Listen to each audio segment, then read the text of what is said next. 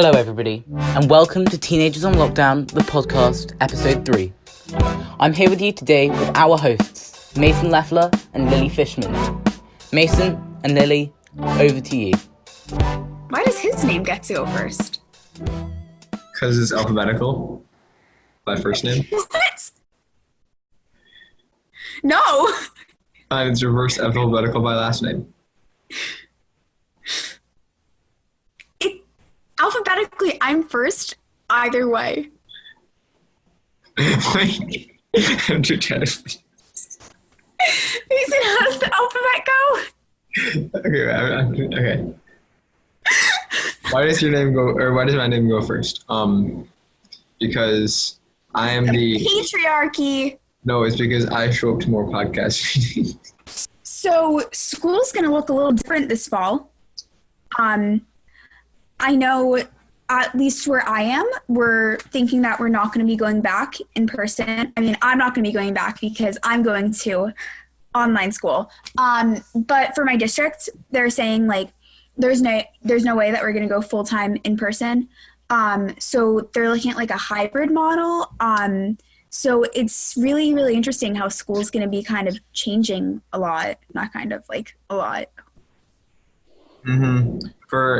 At our school, we are currently going to be doing a hybrid learning experience, at least for the start of the school year, which means it's going to be 50% capacity in every class. So the schedule will be alternating cohorts to attend some days and some other days. And obviously, like any students with health risks would learn from home. That obviously is not ideal because at my school there's a big emphasis on the brotherhood of Market High because Sorry.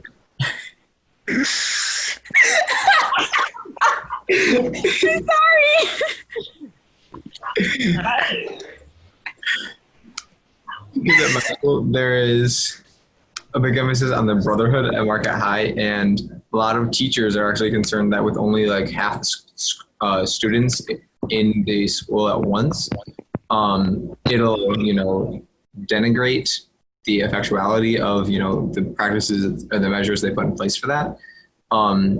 So it's going to be interesting to see how exactly that works, because going to a Catholic school, we have a lot of we have retreats, we have masses, stuff that is based solely in human contact, and without that, it's really interesting to see exactly how the school year plays out. Yeah, I mean, I know my mom is on the reopening committee for our district, and there's a lot of talk right now about families that will opt to just send their children to do, or will not send their children to elect to do full-time online education, but from the districts, from the school. My sister's doing full-time online from our school district. So there's a lot of people right now, just because there's not a lot of confidence in the safety measures that will be able to be put in place by the district. So a lot of people are choosing to just go online. And then on the flip side of that, you have special education students who are actually going to be doing full-time in person. A lot of districts are allowing for them to do that. So it's definitely really interesting to see the different ways that things are happening. Yeah, because we can think of the large and small impacts. Like we can think of, reduced class sizes or stuff like that have a huge, like either detriments or advantages. But there's also things that my school has been talking about where they have 6-minute passing period instead of 4 minutes because the hallways are going to be blocked off so that only some people can go. And it's going to be interesting to see what like small things are going to change, or if we have to wear a mask, and if we have to, which we most definitely will, if we have to put a hand sanitizer on every time we enter a new classroom. Also how lockers are going to look, because lockers, you're touching it. And that's a very easy way to spread, germs and everything. So if we think everything that has to do with that. So like our library, how do you check out books if everyone's going to be touching it and they can't get cleaned very well? If you think like water fountains, or in Wisconsin, we call them bubblers. We call them that in Massachusetts too, Mason. You're not special. It's mostly. Hello, Anjali. But yeah, there's so many small things that we haven't really seen change yet because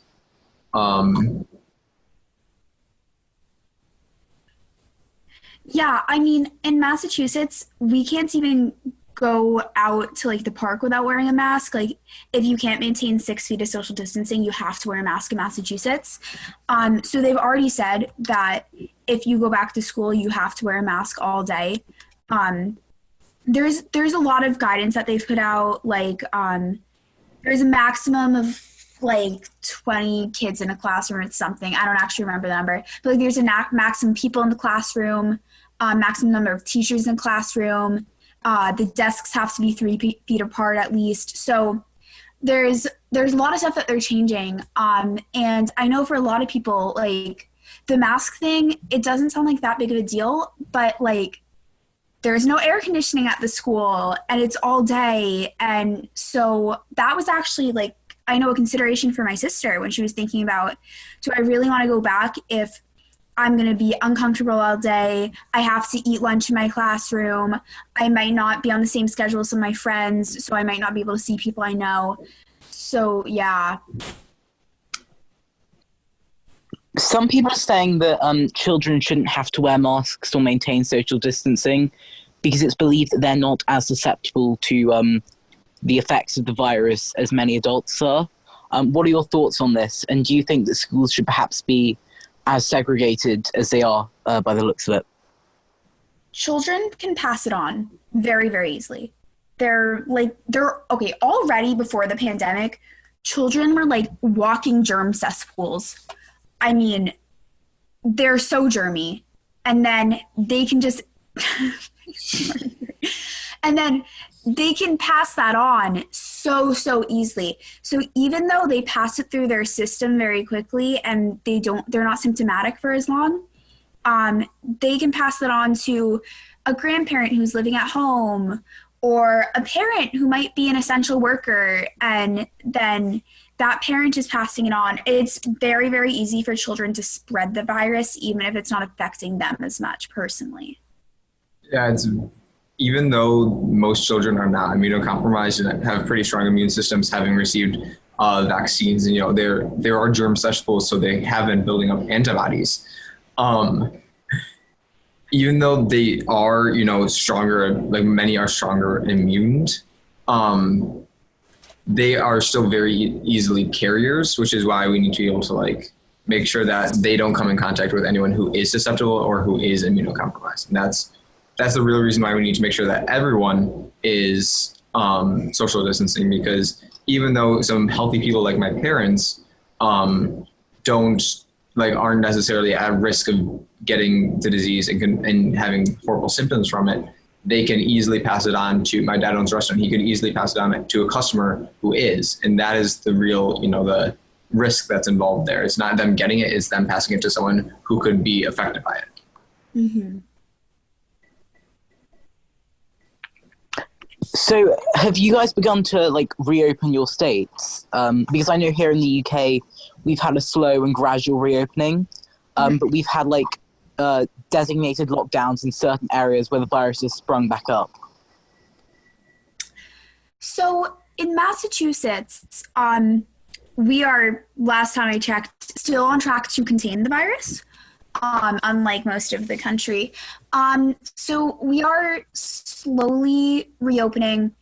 You have to wear a mask everywhere. I think now restaurants can do eat-in dining, but for a really long time it was you had to eat outside or you couldn't eat at all. We did only take out for a while. But people are not really going out that much. I mean, whenever I go out, everybody's wearing a mask. So we are technically reopening a little, but we're not really back at normal life yet. Like people are staying away from each other. When I go to the grocery store, I still see people wearing like gloves, and they have like those little like medical booties on their on their shoes so they don't like track coronavirus home. I don't know. So definitely people are still being very cautionary here. I mean, I do see like the other day, and I saw a couple like teenagers who didn't really have their masks on, but that was actually the first time that I'd been at a store in Massachusetts, at least, and not seen someone with their mask on. When I was up in Maine, there were people who didn't have masks, but it was Maine. They don't take it as, I mean, Maine doesn't have as many cases, so it's not as big of a deal there, I guess. So, you know. What about Wisconsin, Mason? Well, in Wisconsin, I remember the exact date where I could return to work, as in, so I work at my parents' restaurant, and I had been doing curbside carryout all until May 22nd. And after May 22nd, everything was able to reopen. So we had customers coming in and sitting down.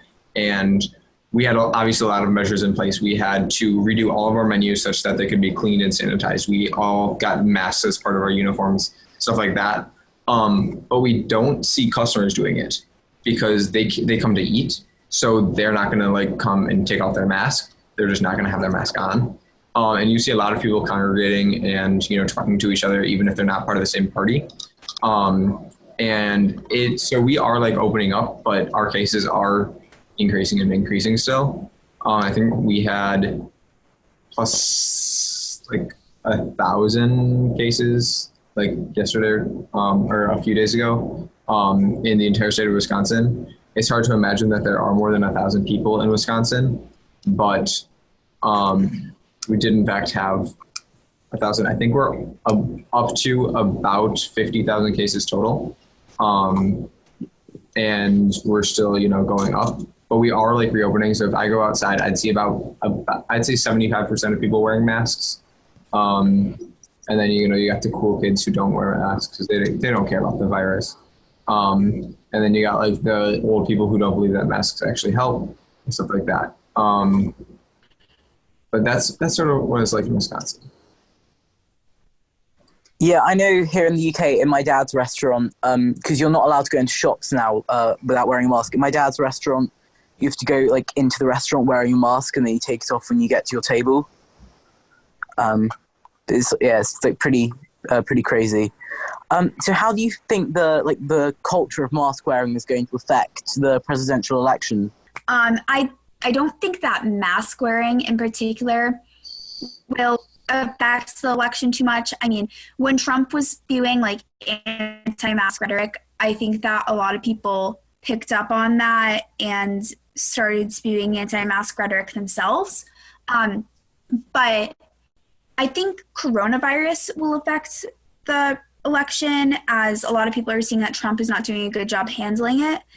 But I don't know how much mask wearing specifically will impact voters' choices. Votes. Yeah, I'd say that it's really the response that state and federal governments had that is going to be influencing voters rather than something as specific and not as petty, but as, you know, is one thing that you could or couldn't be doing rather than the entire world of responsibilities that President Trump has to handle the virus. And that's just one part of it that is sort of, if you're highlighting that part, you're suppressing what he has or hasn't done with every other aspect of containing the virus. So I don't think it's going to be that big of a deal. It'll more be how he's handled it overall. What role do you think Kanye West is going to play in this election? Because he's been a bit of a curveball to the presidential election, especially with his recent rally. Kanye West appears to be having what I can only describe as an emotional breakdown. I do not consider him a legitimate candidate. If anything, he will take votes away from Biden. This is some weird stunt. As far as I know, he cannot actually get his name on the ballot because he missed the primaries. Well, not as the Republican or Democratic nominee, he can't get his name on the ballot. I don't know about third-party stuff. I don't really know how third parties do stuff because third parties don't matter in the United States. If anything, he's going to be taking votes away from Biden. And honestly, I don't see him being too much of a hindrance to this election. I don't think that he's that important as far as the election goes. I mean, he just dropped an album. Like, I think he's dropping it today on the 24th. And he is also running for president. It doesn't really seem like a mentally stable guy. No. Since he's doing some recordings while campaigning. Doesn't seem to be the most, the smartest decision, especially because it's Kanye West, someone whose experience in the public eye has been that of a rapper and the husband of a famous person who is famous for God knows what. Because her dad was O.J. Simpson's lawyer. Can we just talk about how Kris Jenner marketed those kids to fame? They had nothing, no talent, nothing. And she took them to the top. Can you just appreciate that for a minute?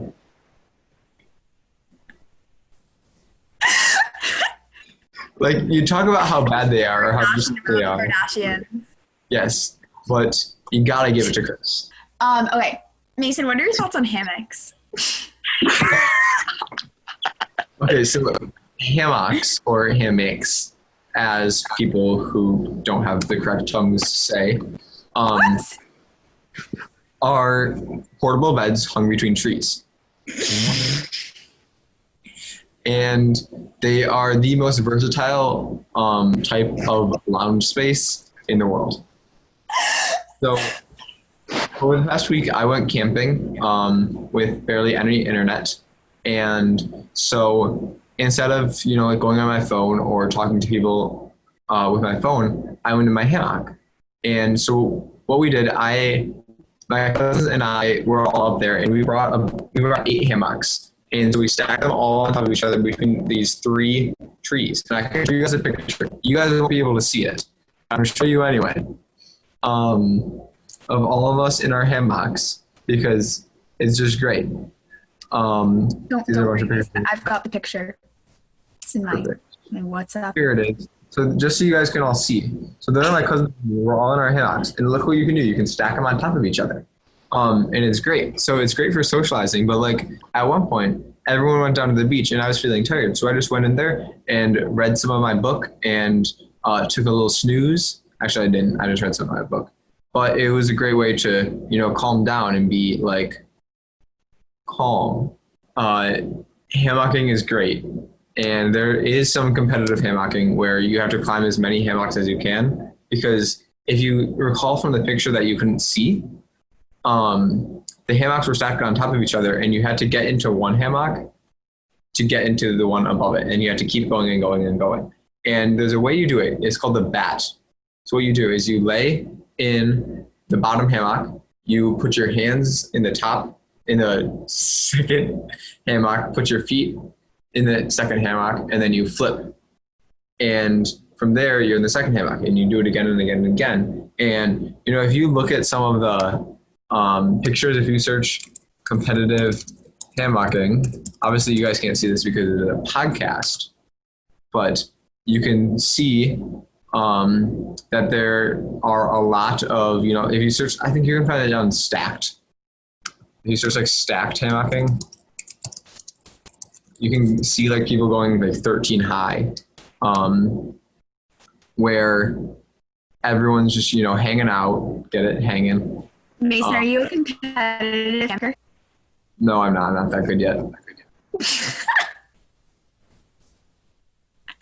But so the hardest part of hammocking is it's not actually getting up and down, it's setting them up, because you have to be able to stand on the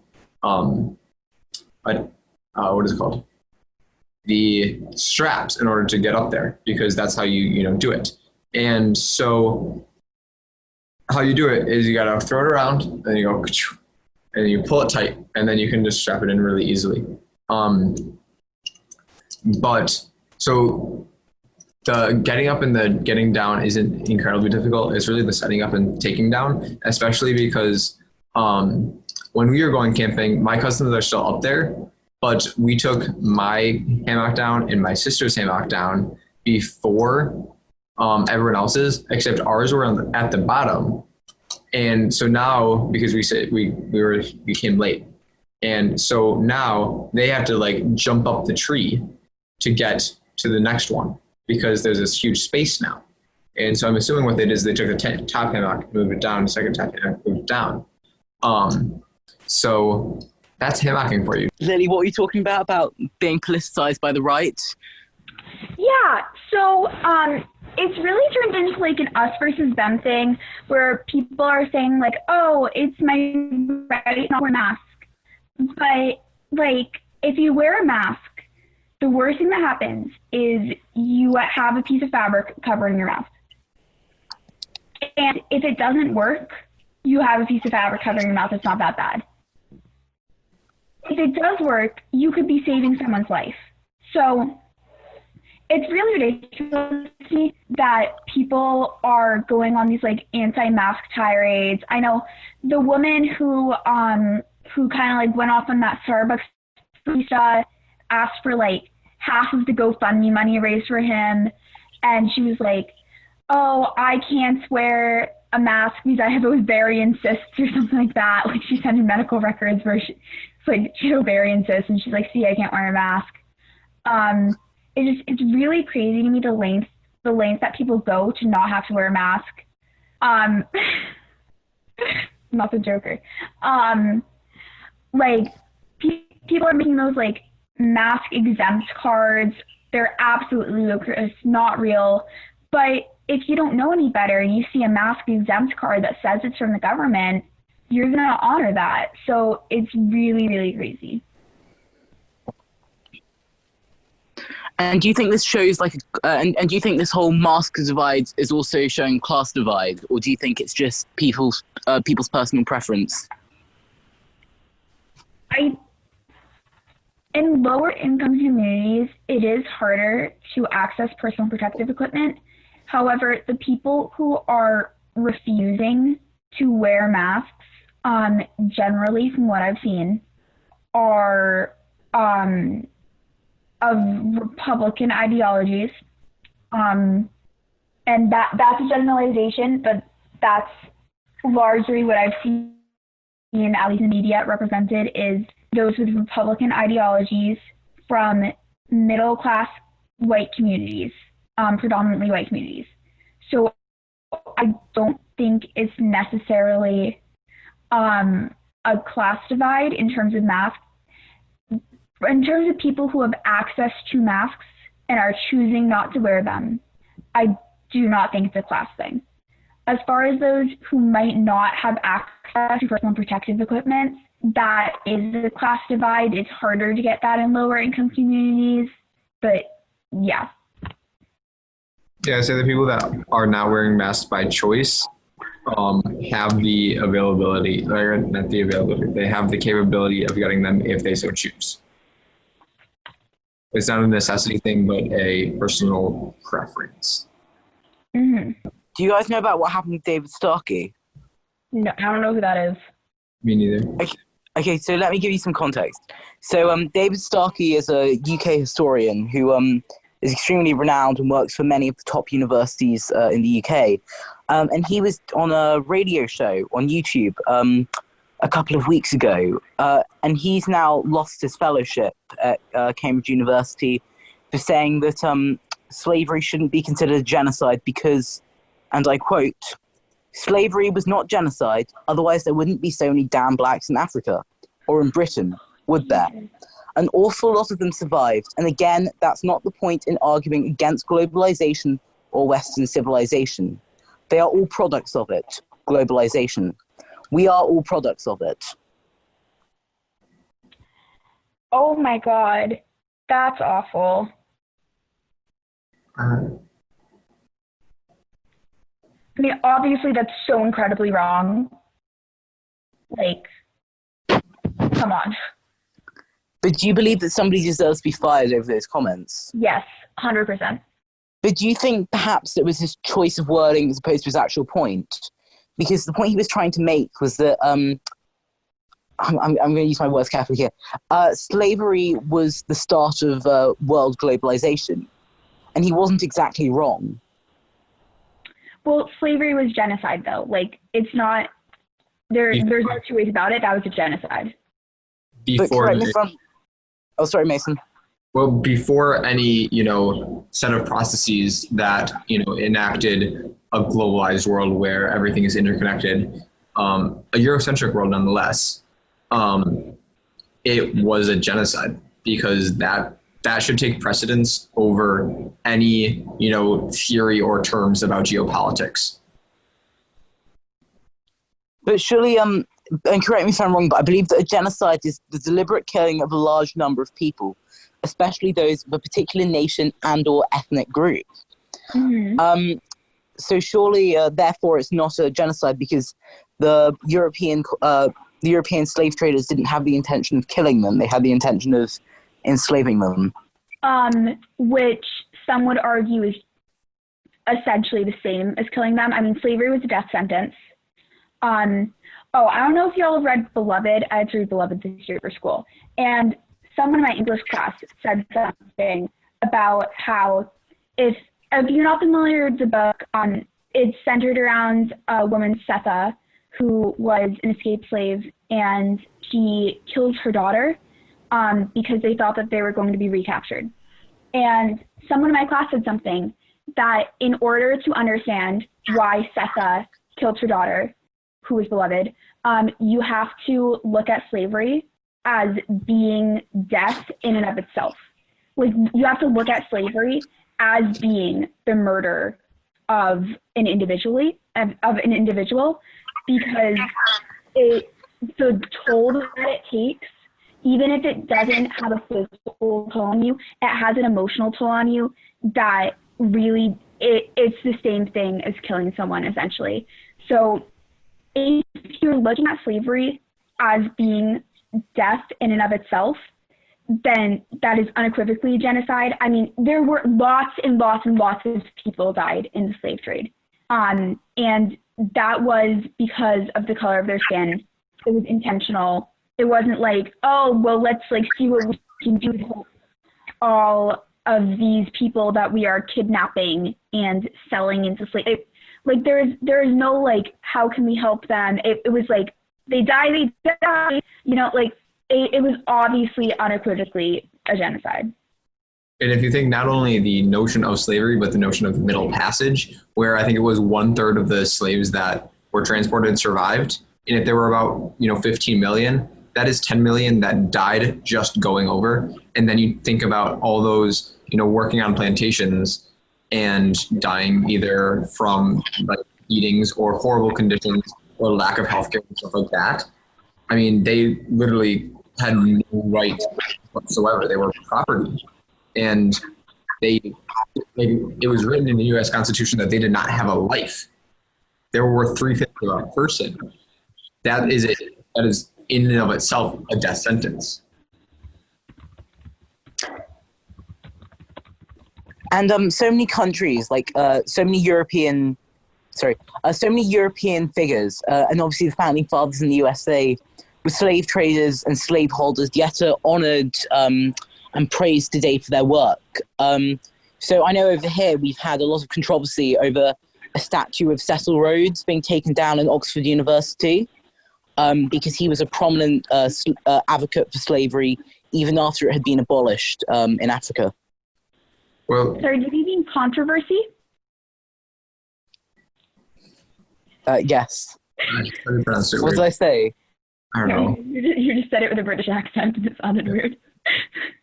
But okay, Cecil Rhodes, he not only was he obviously a proponent of the slave trade, he was a serial colonizer. If you think Rhodesia, which is present day, if I'm not mistaken, Zimbabwe,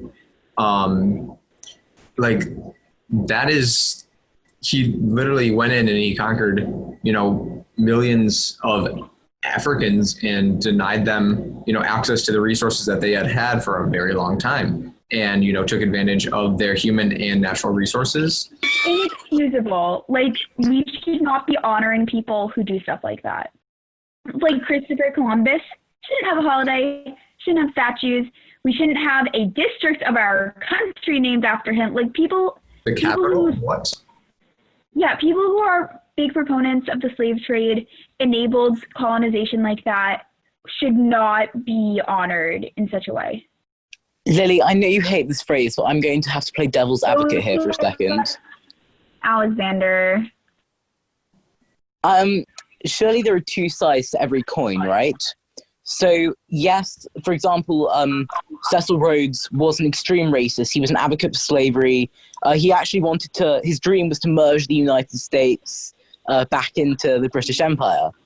But he also provided scholarships, and only a few years after his death were the first Rhodes scholarships in Oxford given out to BIPOC students. So do you not feel that perhaps this means that, yes, he was a bad person maybe, but he's not being honoured for his bad actions. He's being honoured for something completely different. Still a bad person. Like, you can't separate the good actions from the bad actions, because yes, he might have done good things, but he still did unequivocally bad things. Like, you can't separate him from his past bad actions. Like, because in honoring that person, you're honoring that person. You're not honoring the thing that he did, you're honoring that person. And he did awful things. And in honoring them, you're saying that in saying that they're like not a bad person, you're saying that the good outweighs the bad. And giving a few scholarships to BIPOC people is nothing compared to what he did in Southern Africa. Okay, but if you want to take larger figures, so for example, George Washington, Thomas Jefferson, I mean, they're the founders of your country, right? And then, for example, in the UK, if you look at so many of our prime ministers, even if you look at Winston Churchill, who had a history of racist comments, yet saved the world from a fascist regime, do you not feel that the good they did and the blueprints they set down outweigh the bad? No, they're still bad people. All of them did bad things.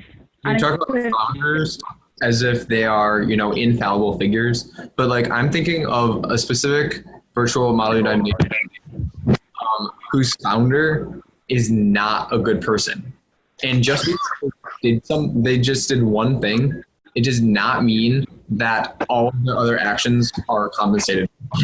Okay, so just reversing back to the idea of Winston Churchill, there was some graffiti on his statue in Parliament Square, saying Churchill was a racist. He was, exactly. But surely what he did outweighs his racist actions and what he did in India, because if it wasn't for Churchill, we may very well be living in a fascist regime, which surely is much worse than...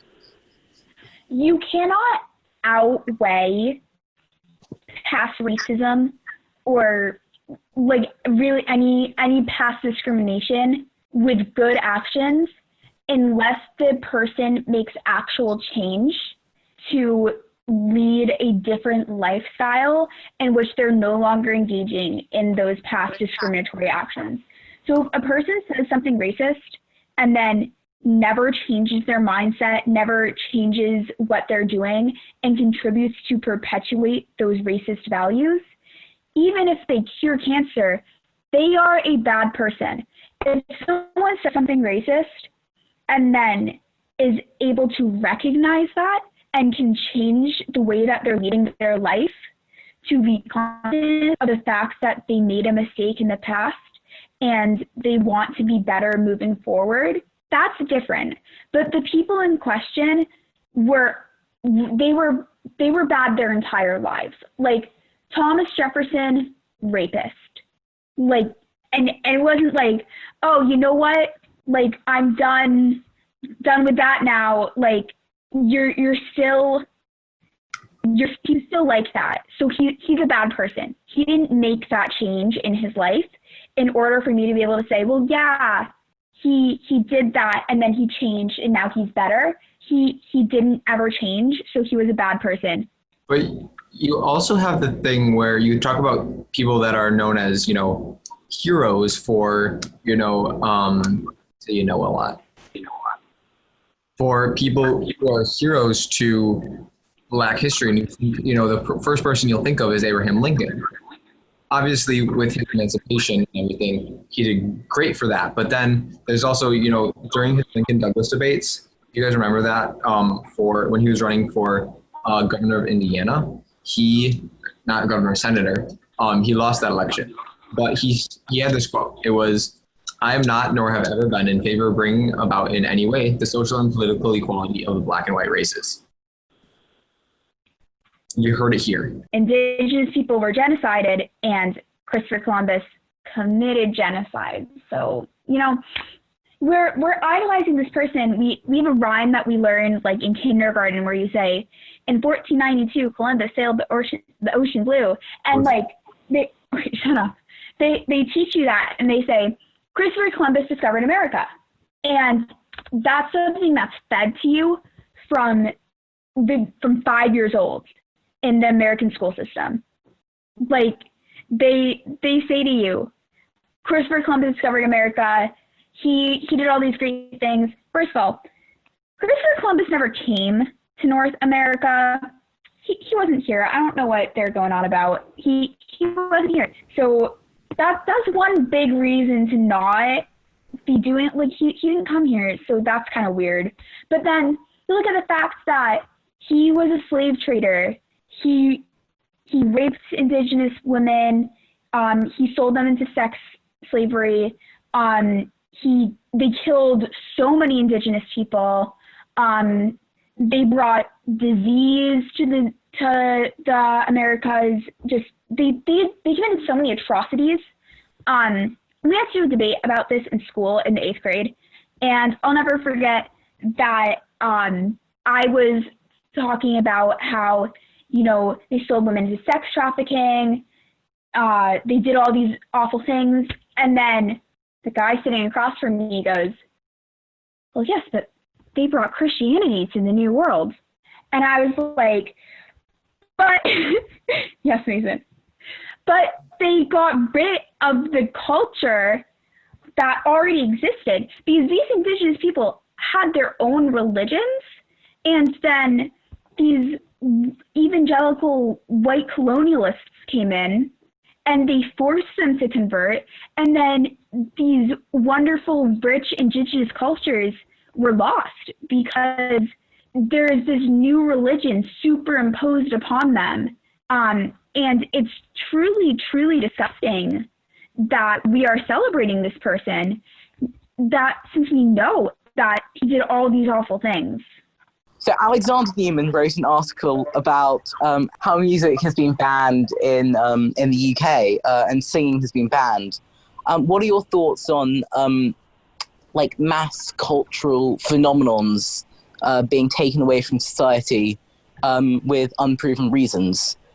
For example, in South Africa, alcohol and cigarettes have been banned. Listen, I just got a new strap for my ukulele, so we're really feeling the music vibe here, though. I guess what you said about alcohol in South Africa, we had prohibition here in the United States. Some people will say we're still in an era of marijuana prohibition. That's debatable, but whether or not to consider that prohibition.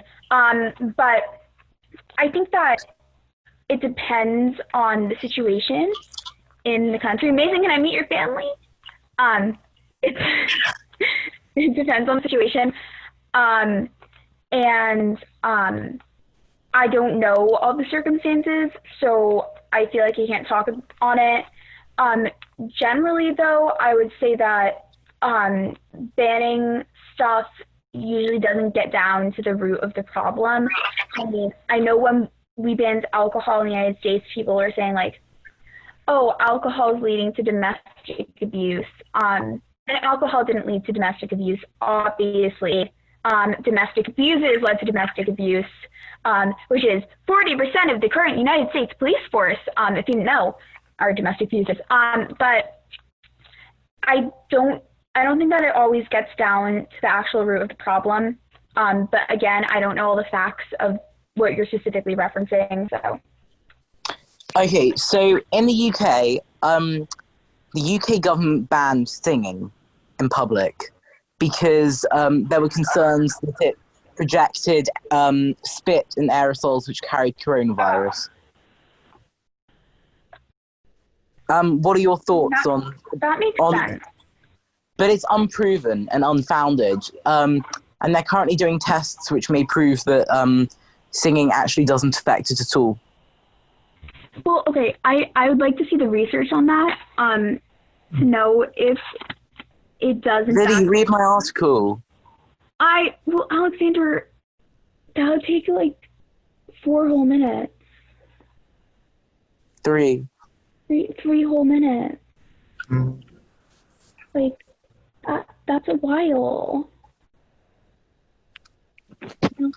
Like I do something else. I'm a very musical dude. Can you sing something for us? I play what? Can you sing something for us? No. I play the piano, the guitar, and the ukulele, and I don't sing because I can't.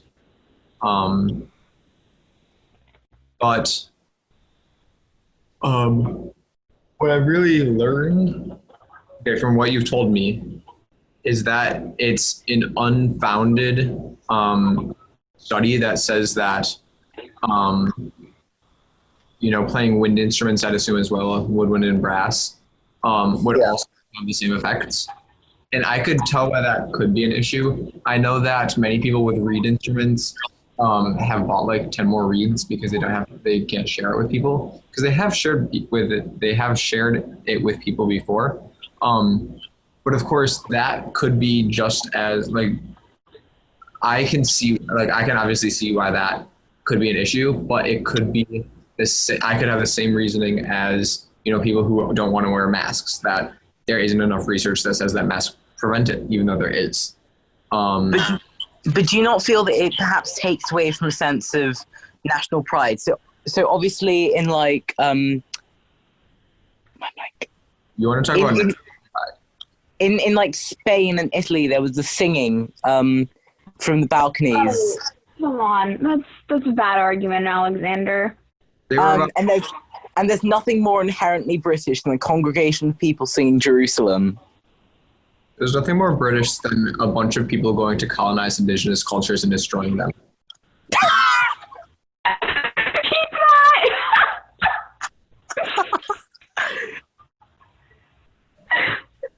Oh, God. You can keep your Jerusalem song, but do you not think that taking away singing takes away, like, national pride and national identity? I just told you what your national identity is. Do you really want to have pride in that? Okay, creative expression. I don't think that national identity is tied to singing in public. Like, really?